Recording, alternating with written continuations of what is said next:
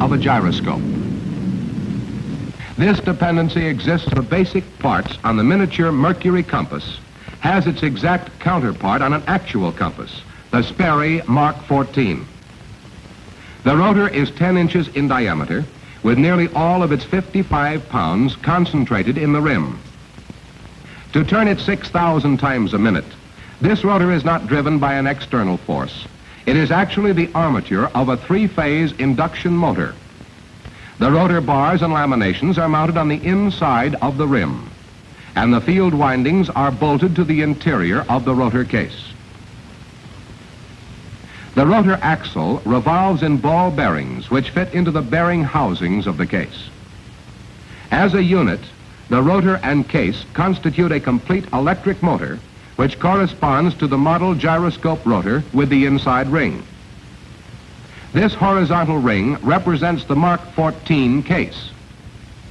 On the sides, two horizontal studs support the case in the bearings which are held by the vertical ring.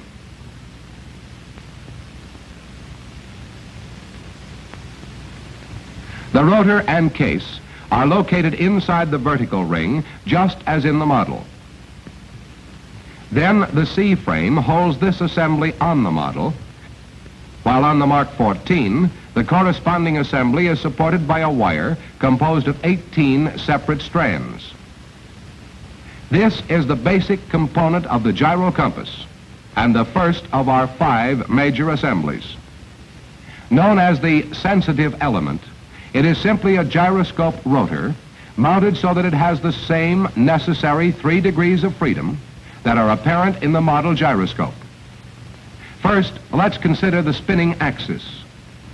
The model gyroscope gets its power from force applied to a string. Since the compass is in itself an induction motor, its power comes from a 3-phase, 210-cycle, 50-volt current. Because of its weight, the rotor requires about 10 minutes to attain its speed of 6,000 revolutions a minute. As in the model gyroscope, the vertical ring provides the sensitive element with freedom of movement about the horizontal axis. The model is given freedom about the vertical axis by mounting it in a frame. On the Mark 14, vertical freedom is provided by the wire suspension. A pair of weights known as compensator weights are attached to the vertical ring so that the element is equally balanced in the north-south plane and in the east-west plane. Although the gyrocompass has 150 times the directive force of the magnetic compass as it turns toward the meridian, it still would not be sufficient to overcome the friction of an ordinary support. Since even the finest ball bearings would offer too much resistance, a practically frictionless method of mounting is employed. To accomplish this, a phantom ring is provided to form the basic part of the second major assembly, the phantom element. Then the sensitive element is suspended within the phantom ring by the wire suspension, the top end of which is secured to the top of the phantom stem, as seen in this cutaway model. The third major assembly is the spider element. This element provides a support for the first 2 assemblies, the sensitive and phantom elements. The stem of the phantom fits inside a thrust bearing on the spider, and the compass card is fastened on top of the phantom. As the sensitive element turns in seeking north, it would tend to twist the wire suspension. Then the wire, trying to untwist itself, would introduce a precessional force that would keep the compass from turning toward the meridian. To prevent the wire suspension from becoming twisted, the phantom does just what its name suggests. It follows every minute movement of the sensitive element, so the wire has no chance to become twisted. But what makes it follow so exactly? No, it isn't magnetism, and it isn't black magic. The power to drive the phantom in its pursuit of the sensitive element is supplied by the azimuth motor, which is geared to the phantom. With every movement of the sensitive element in either direction, the motor starts and drives the phantom ring around into perfect alignment. As we have already seen, The compass card is an integral part of the phantom element. Therefore, when the sensitive element turns in its north-seeking movement, the azimuth motor drives the phantom and the card into position. In this way, the zero mark of the card always remains aligned with the north-seeking axle, and the 180-degree marker stays aligned with the south axle. Response of the phantom is very quick, and the sensitive element seldom gets more than 2/10 of 1 degree away from the pursuing phantom. These movements are greatly exaggerated so that we can follow them more easily. Now the question is, what controls the direction and speed of the azimuth motor? If the sensitive element turns one way, what prevents the motor from driving the phantom the other way? What keeps the motor from driving the phantom faster or slower than the movements of the sensitive element? The answer is the electronic follow-up system. It consists of an amplifier with 3 electronic tubes and a transformer with a movable core. The entire purpose of these 2 elements is to control the current to the azimuth motor so that it will run in the right direction for the proper length of time. The transformer is mounted on the phantom ring. It has an E-shaped soft iron core with a primary coil in the center and 2 secondary coils wound in opposite directions.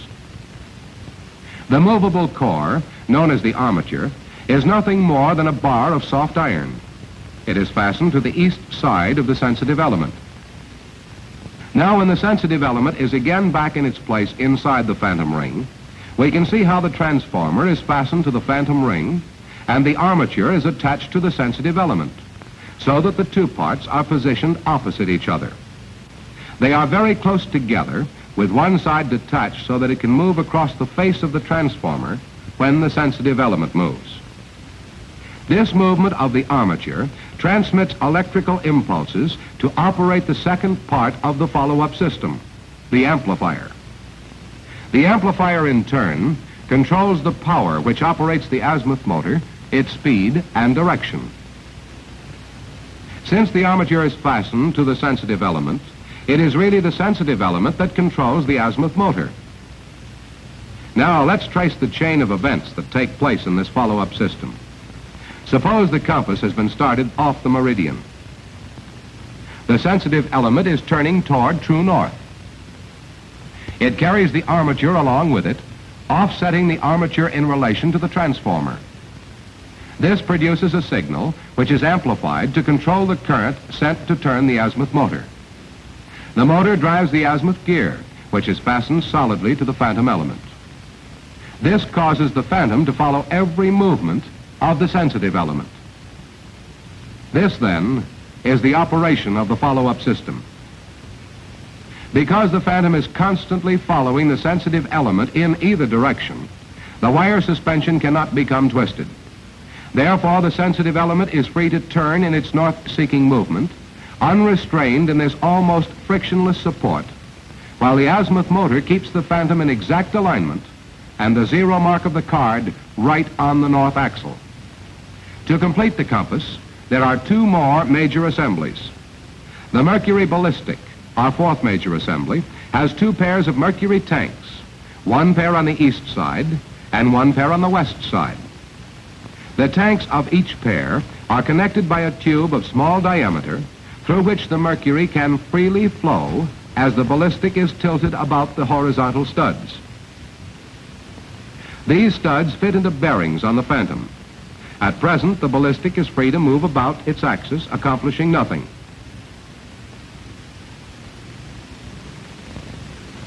In order to serve its purpose of causing the rotor to precess, it must be connected to the rotor case. This is accomplished by means of a connecting link which fits over the offset bearing on the bottom of the rotor case. Now, if one side of the ballistic is heavier, the force of gravity will try to tilt the rotor, causing it to precess, bringing into operation those principles which make the gyroscope a compass.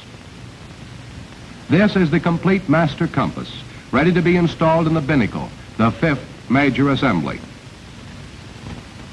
The spider has 2 trunnions which carry the entire weight of the master compass. These trunnions are supported in athwartship bearings in the gimbal ring, which in turn is mounted in fore and aft bearings inside the binnacle. This mounting permits the compass to remain upright regardless of the rolling and pitching of the ship. To make use of the information furnished by the master compass, a repeater system transmits readings to various locations throughout the ship. Here they are following precisely the movements of the master compass. Now let's see how this same indication is maintained on all repeaters simultaneously. This is accomplished by the phantom unit. Its movements turn a transmitter geared to the phantom in the same way as the azimuth motor. In fact, it looks like another small motor. But in effect, it is just the opposite. It doesn't do any work. Instead, it is driven by the large azimuth gear which is fastened to the phantom. The motion of the phantom is transmitted through this chain of gears to the shaft of the transmitter. By the use of this set of gears, a very small motion of the phantom may cause several revolutions of the transmitter shaft. Attached to the other end of this shaft is a pair of roller brushes which move across 12 segments. These segments are arranged in 4 groups of 3 each. They are numbered 1, 2, 3. The 4 number 1 segments are connected. The number 2s are connected, and all the 3s are connected. These 3 wires are then led in a cable to the repeater, which consists of a simple step-by-step motor. Here is the first wire connected to a pair of coils arranged this way. The second wire of the cable is connected to a similar pair of coils. The third wire is connected to a third pair of coils. The other 3 leads are connected to one side of the 70-volt DC power supply. In the center of these coils is the motor armature, which is geared to the repeater card. To complete the electrical circuit, the other side of the power supply leads to the roller brushes of the transmitter. These rollers are constructed so that they may connect segments of the same number at the same time. Here we see the brushes on a pair of number 1 segments. The circuit is then closed through the number 1 coils of the repeater motor. The magnetic field setup causes the repeater armature to take its position in line with this coil. When the transmitter moves to the next pair of segments, the number 2 coil of the motor is energized, and the armature takes its position in this magnetic field. As the transmitter moves to the next position, the number 3 coil is energized, and the repeater armature rotates to this position. Since the transmitter armature is geared to the phantom element of the master compass, its movement is determined by the movement of the phantom. Each revolution of the brushes sends out a series of impulses to the repeater motor, which is, in turn, geared to the repeater dial. Starting with the rotor, we have built and operated the 5 major assemblies of a typical gyrocompass. First, we put the rotor into a case and made the sensitive element. To this, we added the second unit, known as the phantom element. Its operation is controlled by the electronic follow-up system. Next, we saw how the sensitive element and the phantom are supported by a third major unit, the spider. Then we added our 4th unit, the mercury ballistic, to cause precession of the rotor. Finally, to complete the master compass, we installed it in the 5th major unit, the binnacle. This is the Sperry Mark 14 compass as it appears in the ship ready to get underway, equipped with control panel, follow-up panel, and repeater panel.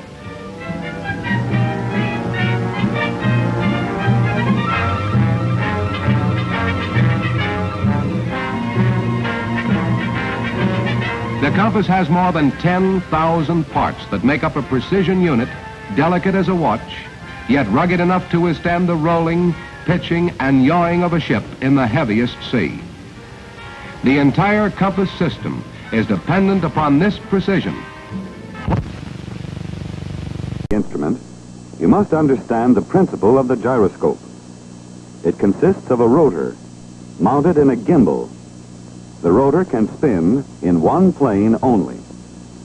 When another gimbal is added, a second plane of movement is possible. And when this assembly is mounted in bearings, the rotor has 3 planes of movement and can assume any possible attitude.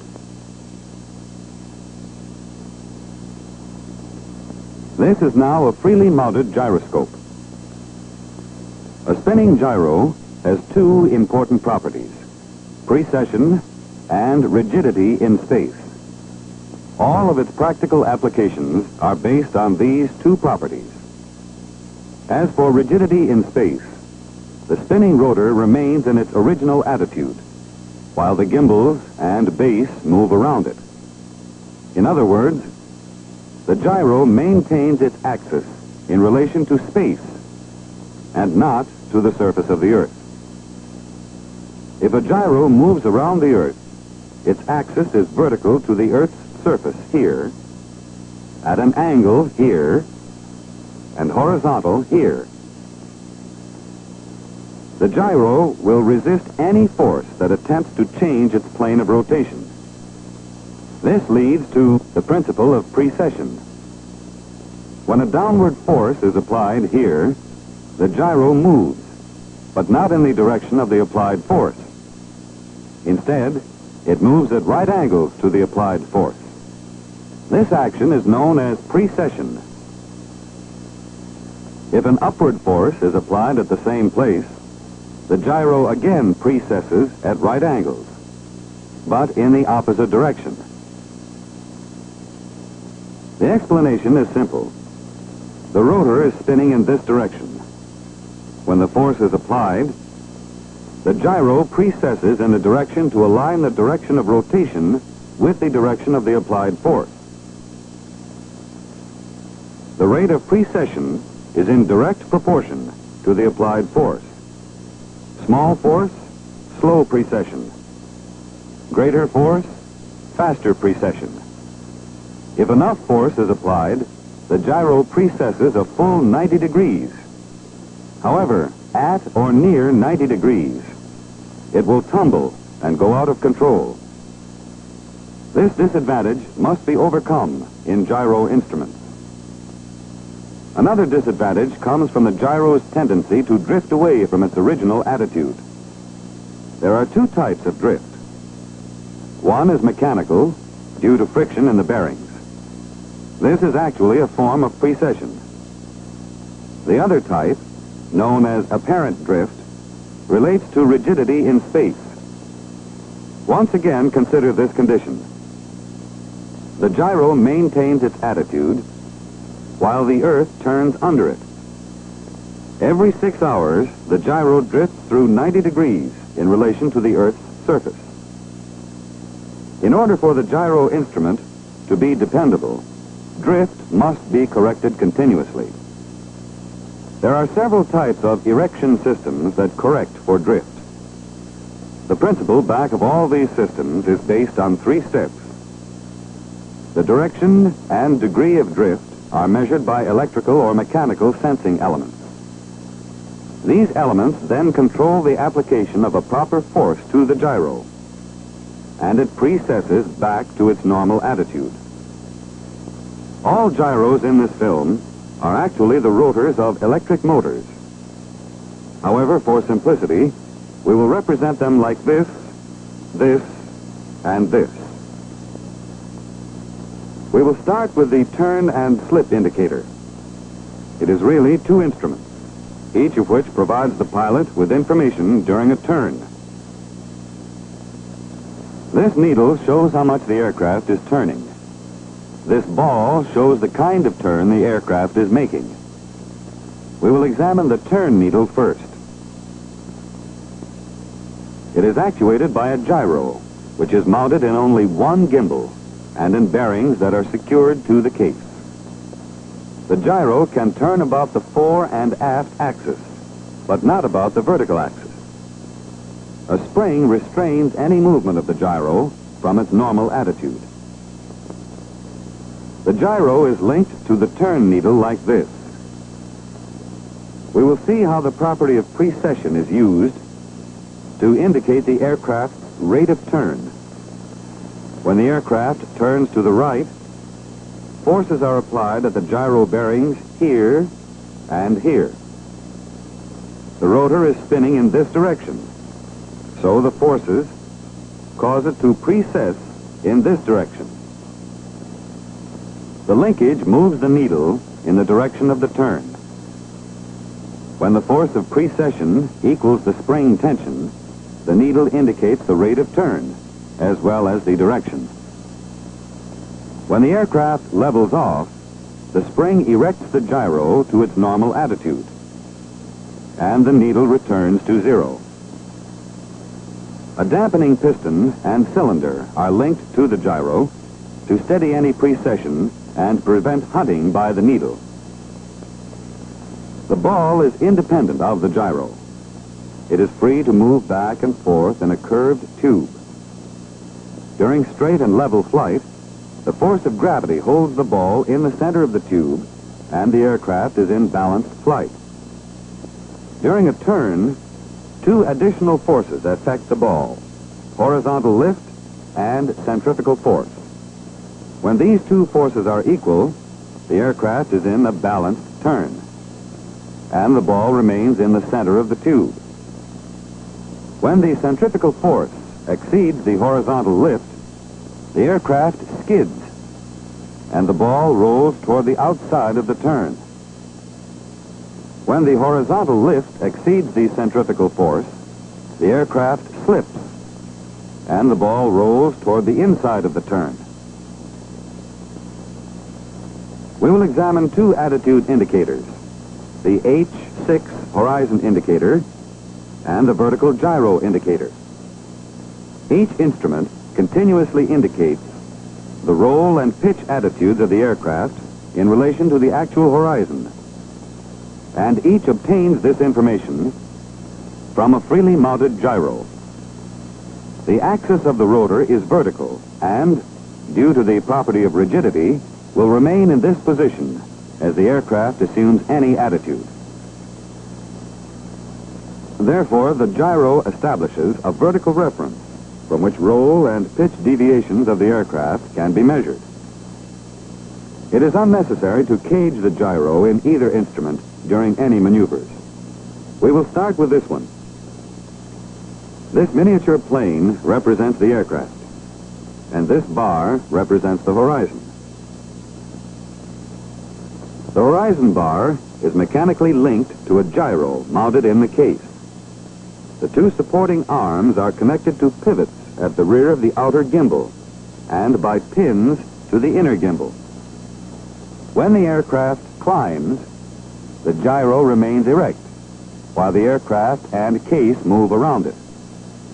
This action lowers the horizon bar below the miniature plane. The instrument now indicates the aircraft's present attitude relative to the horizon.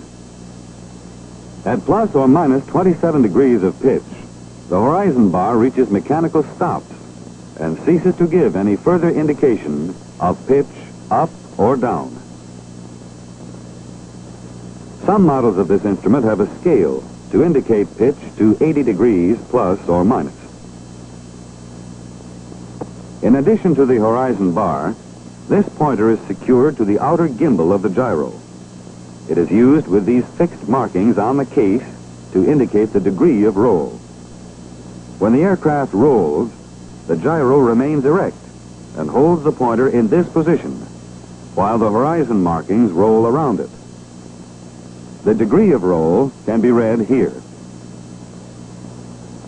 The pilot can use these knobs to adjust the positions of the miniature plane and horizon bar manually. Since the gyro is linked mechanically to the horizon bar and pointer, the dial must be mounted in a vertical position. This model of the attitude indicator has a fixed miniature plane and roll markings on the instrument face. Back of the dial face is a sphere representing Earth, sky, and horizon, with 5-degree markings for climb and dive. It is universally mounted, so it can rotate around this axis 82 degrees in either direction. and can roll 360 degrees around this axis. This pointer can move only around the roll axis. A remotely mounted gyro controls the sphere through two electric circuits, one for roll, the other for pitch. A position transmitter is in the roll axis of the gyro, and another is in the pitch axis. They connect through receivers and amplifiers to the servo motors that drive the sphere in pitch and roll. Assume the aircraft rolls 30 degrees. This transmitter measures the roll displacement of the aircraft from the vertical reference. This measurement, in terms of a small voltage, goes through the receiver and amplifier to the roll servo motor, which turns to position the sphere and pointer. The degree of roll is indicated by the pointer and roll markings. Assume the aircraft climbs at a 30-degree angle. This transmitter measures the angular motion in terms of a voltage. The amplified voltage drives the pitch servo motor, which turns to position the sphere. The degree of pitch can be read on the horizontal markings back of the miniature plane. When the aircraft reaches 82 degrees of pitch, the gyro goes through a controlled precession of exactly 180 degrees. As a result, the sphere also exactly reverses its position and continues to indicate the aircraft's changing attitude. This knob can be used to position the sphere electrically. The dial can be installed at any angle because the gyro is not mounted in the instrument case. We will examine two directional compasses, the C1 directional gyro heading indicator and the MA1 compass system. And we'll start with this one. The aircraft heading is indicated here, and the reciprocal heading here.